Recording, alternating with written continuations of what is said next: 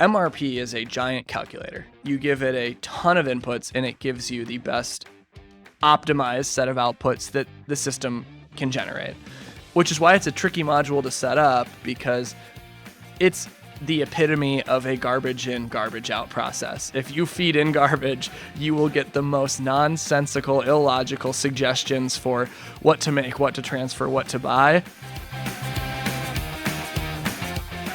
This episode of the Cloud Accounting Podcast was recorded at the Oracle NetSuite SuiteWorld Conference in September of 2022. To learn more about NetSuite and the SuiteWorld Conference, visit netsuitesuiteworld.com.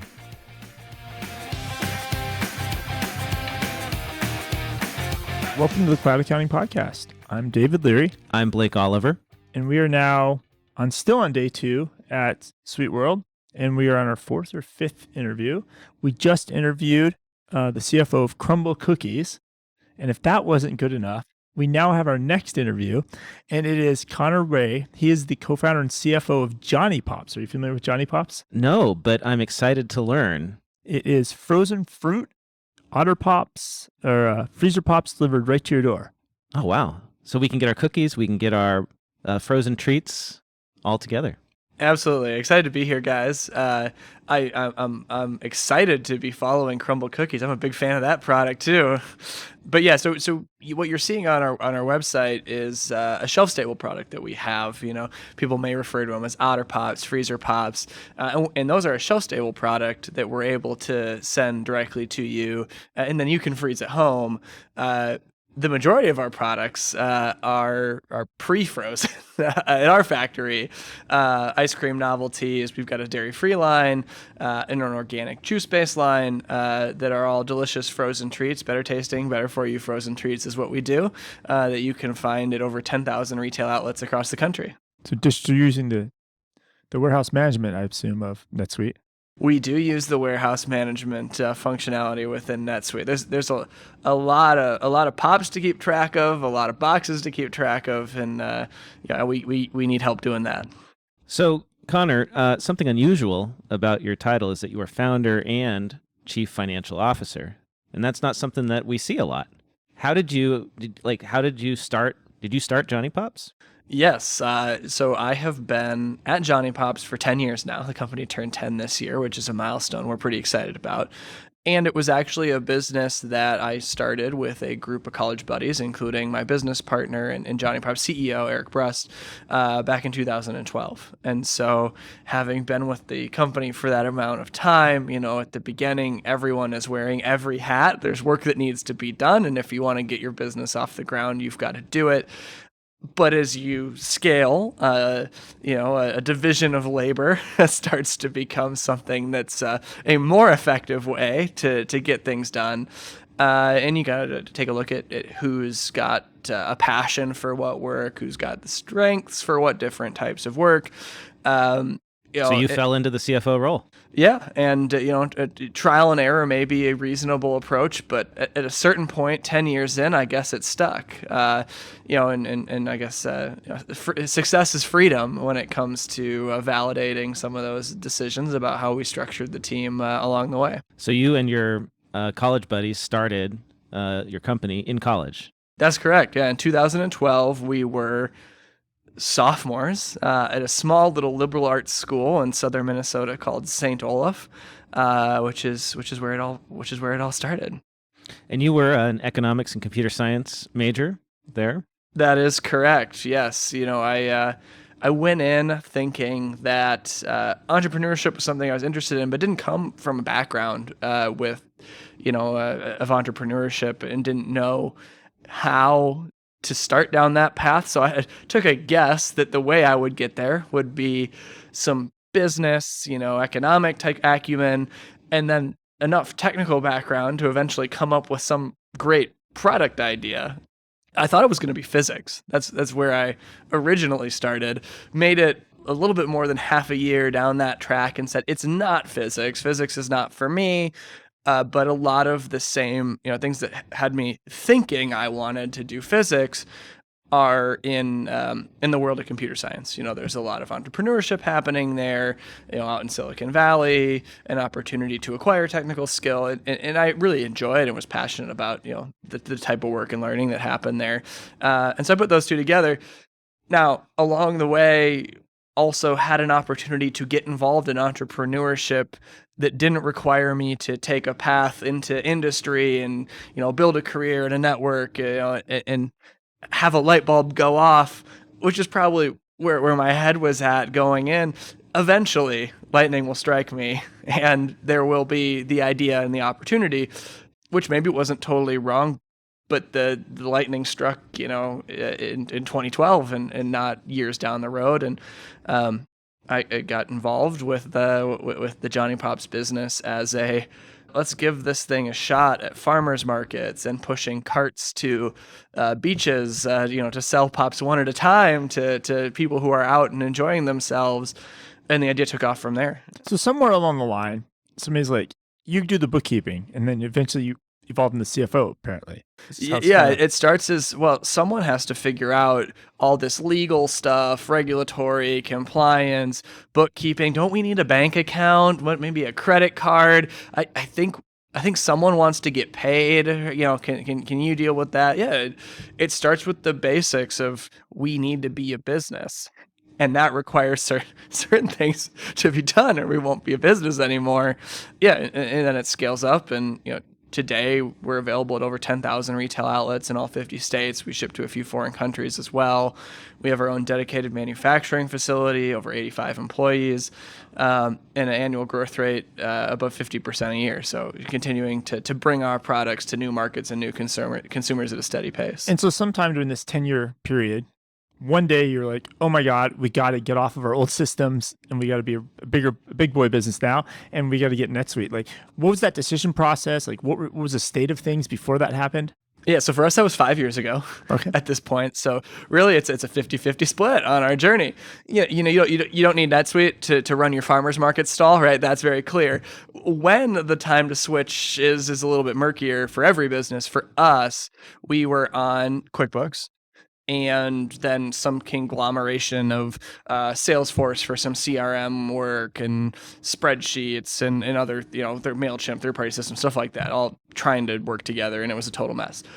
Our biggest single pain point that forced us to say, this isn't going to work anymore, besides it just being a mess, was being in food manufacturing, the need to keep very detailed track of our inventory at a lot or batch specific level. So not serial numbers, but every box that you're touching has a lot code on it that needs to be properly accounted for across an ever-growing number of items and ever-expanding number of locations, which was being done by and large in Excel spreadsheets because that level of granularity was not supported in QuickBooks. So that was we cannot do this anymore. We need to look at other options. And that's because of food safety regulations, right? Correct. A combination of government regulation as well as industry and customer expectations. The food industry has a variety of third-party customer-sponsored standards as well as government standards that, you want to do business with Walmart or Target or Costco. They say, we're going to send someone in and they're going to check you out, similar to how textiles may, require a social audit of their practices, for their manufacturing overseas. So that forced the requirement on us to do that. And we said, we're going to look into this, and looked at a variety of solutions. There were solutions out there, order management systems, warehouse management system types that plugged into QuickBooks that would have allowed us to continue running our general ledger there. And then we looked at a variety of ERP systems because, since implementing NetSuite, we've grown over 400%. So it wasn't necessarily a given at that point in time that we needed a full-fledged ERP, but we looked at a variety of them. We were fortunate that the timing of the growth of our business left us in a spot where we didn't have a tremendous amount of legacy systems that we had to replace. We were essentially building from scratch. And so we pretty much from day one adopted a mentality of, we're going to do something in the cloud. The second we laid that line in the sand, NetSuite became a top contender.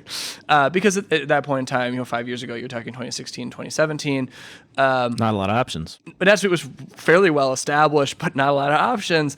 And people who were calling themselves cloud ERP systems was the on-premise system that was like shoehorned into a server, a VM online, right? We know it well. It's not the same. Not true cloud. Not the same thing. No, fake cloud. So we went through that evaluation. We started fairly broad. We ended up narrowing down pretty quickly based on some of the industry-specific requirements of being a food manufacturer that we were looking for.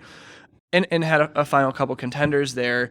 And ultimately, the biggest distinction that we saw with NetSuite is we knew that we were on a rapid growth trajectory. And even implementation takes time just to set it up. But beyond that, doing a whole bunch of work to cement and implement a business process that was very likely to be obsoleted due to the fault of no one other than the growth of the business could potentially be a huge waste of time and money. And that was a model of ERP implementation that most of the competitors to NetSuite we were looking at were making available. Whereas with NetSuite, at the time, Suite Success was very new, but they had it, was offering we're going to give you a lot of best practices out of the box. Implementation is going to be pretty quick and light. And then the technology we're offering you makes it pretty quick and pretty simple to evolve the system and fit it to your needs without massive technical services, professional services contracts. You and our team at JonnyPops go in, change a form, add a field, add a workflow. Can be done in minutes or take longer depending on the complexity. But you can do it. That's the point. But you can do it, and you can do it pretty quickly. And so if your business doubles in size and you needed to have one person involved in a process 1 year and 3 different people doing different parts of that process the next year, we were able to evolve our processes quite quickly in the system to match the real world business processes that were now the right fit for our business. Now, are you the guy going into NetSuite and making those process changes, or do you have somebody that does that for you in-house, or do you use it? The answer to that question has evolved over time. I remain a lead subject matter expert on NetSuite at JonnyPops. Part of that is I've been there the whole time. I know what decisions were made. It's your baby. You built it. Exactly. I know more about how we have done NetSuite than anyone else because I've been there from the beginning through till today. I know why decisions were made. Well, how come we chose to use that field and not that field again? No, don't touch that. It'll break something, right? But it was not scalable for me to remain the only person doing, development work is maybe a bit strong, but improvement and implementation and evolution work within our system. And so, we're also, our needs are not necessarily flat and easily compartmentalized into a single skill set or FTE at the stage we're at. And so we added a third-party partner to supplement our needs several years ago that we work with on an ongoing basis, like on a retained basis, that when projects come up, when things outstrip my bandwidth or capability, we're able to leverage the team of resources. And the advantage of doing something in that fashion is they have senior developers all the way down to people on their team who are fairly new to NetSuite administration and can dynamically staff my problem with the right resource to solve it. With a set of skill sets that, unless I was ready to add a team of several FTEs to just handle my NetSuite, would be very difficult to do. Mm-hmm. I see that you launched e-commerce, or I can buy JonnyPops direct and have them shipped to me. That is brand new. That shelf-stable product is hot off the press for us 3 months earlier ago, this year. Yeah, right? exactly. So did your e-commerce store, did that exist before, or is that new as well? No, that is brand new. Okay. And is that the NetSuite e-commerce store? That is not. Because the rest of my product portfolio is frozen, it's a little cost prohibitive to direct fulfill it and ship it out across the country. So we've generally not done direct to consumer e-commerce, but having a shelf stable product caused us to pause and ask if there was maybe an opportunity here. So we started it as a test. I'm happy to report that it's a fairly successful test. But the implementation of it from a technology standpoint was at a test level of sophistication. And now that it seems to be something we want to commit to for the long term, we will You're considering it. hopefully put in place a more durable and efficient solution. I'm just curious, what are you using for the test? What's the site or the app? It's just built in WordPress. Okay. Yeah. It's a plugin. Nothing fancy. Yeah. Well, quick and those dirty. can be quite sophisticated. Yeah. You know? And, and we've got someone manually generating labels and manually packing. So it's, we didn't know the volume to expect on day one, but we believe in a bias towards action. Yeah. We don't know the market for this product and service combination until we try it. Yeah. So let's get it out there. Let's do it fast. Let's do it during the summer before we've lost the season, see how it goes, and we can put an appropriate level of investment behind whatever type of results we see. Awesome. So that leads to the next question. So we know you're not using the e-commerce suite, but Blake likes to always ask about. Yeah. What other parts of NetSuite? What are the parts of NetSuite that are critical to you that you use? So for us, I mean, the capability that brought us into NetSuite from a pain point standpoint is still one of the most critical to us today. So you're talking about multi-location, cradle to grave, lot level inventory. That is something that probably more people touch across my business, more users use than anything else. It powers other very important business processes. So we use what's now a somewhat legacy feature, time phase supply planning, to power our material resource planning process, our MRP. I say our MRP because NetSuite has since introduced a powerful new set of MRP features, but it's such it is a fairly in-depth and complicated module to set up and so critical to our business that we have not taken the plunge yet to turn on the new functionality, as fantastic and powerful as it looks. But that drives all of our what do we need to make, when are we going to schedule it, and then most importantly, if that's what the products that we need to make and schedule, what are all the things we need to bring in to do it? And we transfer in product from third-party warehouses that we've bought in bulk. We do just-in-time procurement. So if we lack a schedule for next week, we need the MRP to say, here are the components that need to be purchased. So we use the system to do all of that work for us. And then, table stakes for a business, all of our back-end processes, run on NetSuite. And for us, in a fairly automated fashion, because the majority of our customers either request or require EDI execution of our transactions together. So we're able to go from order all the way through to fulfillment and invoicing with a very minimal number of touches, and the most touches around the inventory. What are we going to send them? And I forget what EDI stands for, but it's the way that your customer's ERP system can order directly to your system. So it's electronic data interchange, and it's exactly what it means. They're able to transmit an encrypted file to us directly from their computer systems over a network, and we can then interpret that data directly into NetSuite. So no manual entry required of what they want when they want it. And the big guys require that, right? Like Walmart, they're not going to play with you unless you have EDI. They're not going to your website to put a little order in. Yeah, exactly. No. They don't want a website. They don't want a portal.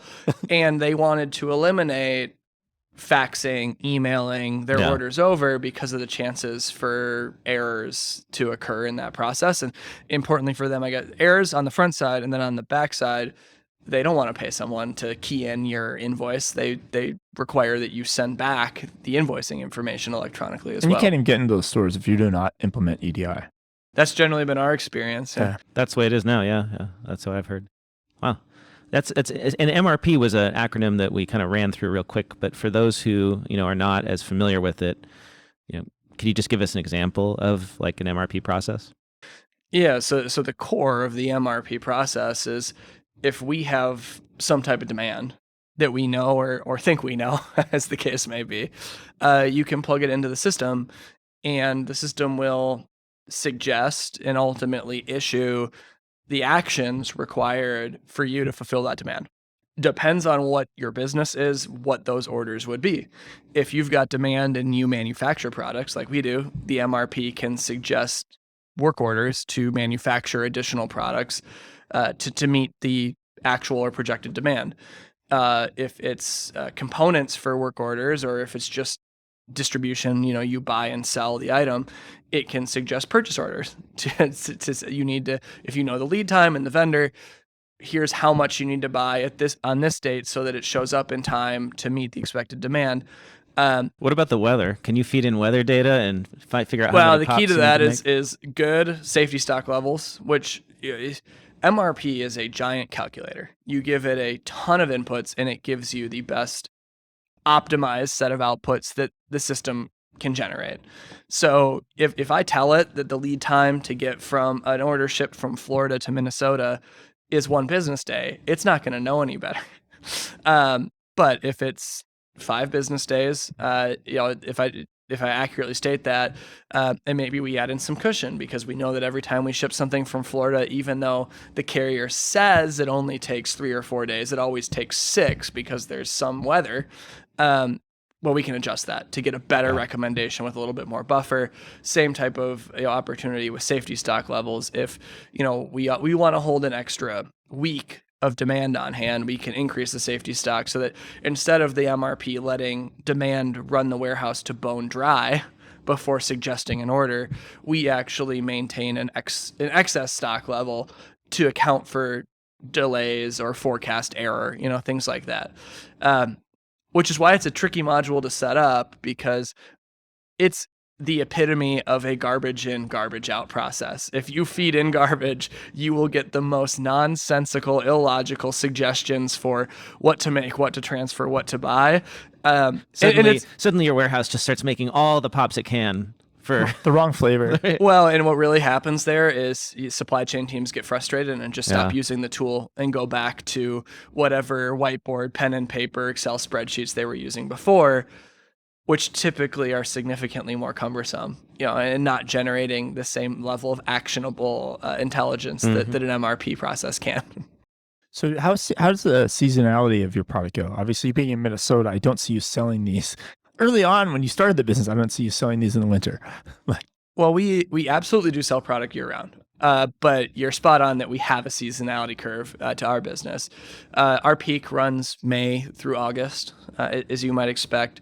But we have a consistent base of business that we sell year round. Being in all 50 states, it might be -20 in Minnesota, but it's still 80 degrees in Phoenix, and that's where I am. Yeah. I'm eating those pops all year. And the Northerners are surprisingly hardy. It might be cold, but I'm telling you that ice cream still goes out of those stores. Well, I think that's all the time we've got. Is there anything else you'd like to add, Connor, that we haven't discussed? I would encourage everyone, if they have not tried JonnyPops, to visit our website, JonnyPops.com. You can key in your zip code and find it locator to find the nearest retail outlet where you can check us out, or click right into that e-commerce opportunity and get our shelf-stable freezer pops sent right to your door. They look delicious. I'm going to have to try some of these. Did you miss the sampling opportunity earlier today? I did, unfortunately. Oh, that's unfortunate. We're just in the recording room back here. Yeah, this is where we're at. They don't bring us pops. There's no room service in here? Not in here.